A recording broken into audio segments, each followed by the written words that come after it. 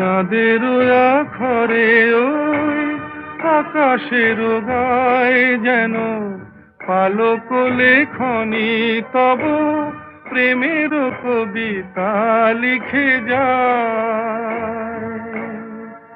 সুদূর পিয়াসী পাখা কাঁপে থর থর,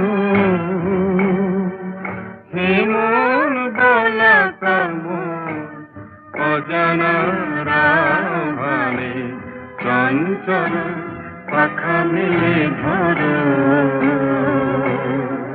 মেয়ের ছোট ক্ষতি নেই, আকাশ তো বড়